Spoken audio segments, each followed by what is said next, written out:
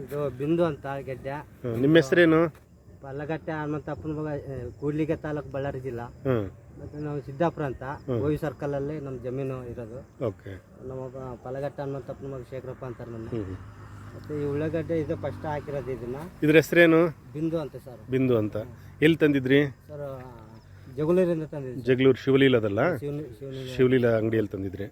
So ಇದು ಎಷ್ಟು ದಿನದ ಬೆಳೆ ಈಗ? ಸರ್ 3 ತಿಂಗಳು ಪಕ್ಕ ಆಗಿದೆ ಸರ್. 3 ತಿಂಗಳು. ಸೊ ಇದ್ರ ಬಗ್ಗೆ ನಿಮ್ಗೆ ಏನೇನು ಒಳ್ಳೇದು ಕಾಣಿಸ್ತಾ ಇದೆ? ಸರ್ ಇಲ್ಲಿ ಎಲ್ಲದಕ್ಕಿಂತ 10 ಜನ ಬಂದು ನೋಡಿದ್ರು.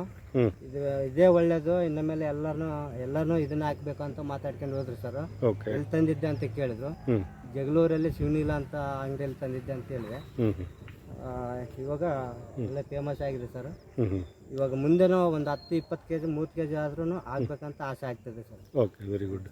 ಸೊ ಇದರಲ್ಲಿ ಕಲರ್ ಆಗಲಿ ರೋಗ ಆಗಲಿ? ರೋಗ ಇಲ್ಲ, ಯಾವುದಿಲ್ಲ. ಒಂದೇ ಸಲ ನಾನು ಸ್ಪ್ರೇ ಮಾಡಿದ್ದು, ಯಾವುದು ಗೊಬ್ಬರನಿಲ್ಲ, ಯಾವುದೂ ಇಲ್ಲ. ನೋಡಿ ಇವಾಗ ಒಳ್ಳೆ ಖುಷಿ ಆಗ್ತದೆ ಸರ್ ನನಗೆ. ಏನು ಬಂಡವಾಳ ಏನೂ ಹಾಕ್ಲಿಲ್ಲ, ಬೀಜ ಮಾತ್ರ ಬೇಸ ಮಾಡಿರೋದು ಅಷ್ಟೇ ನಾನು.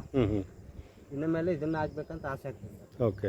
ಇದು ರೋಗ ಚೆನ್ನಾಗಿ ತಡ್ಕೊಳ್ತಂತೀರಾ? ರೋಗ ಇಲ್ಲ ಸರ್. ಕಲರ್ ಚೆನ್ನಾಗಿದೆಯಾ? Colour super. ಮಾರ್ಕೆಟ್ಗೆ ಹಿಡಿತದಾ? ಹಿಡಿತದೆ ಸರ್. ಓಕೆ.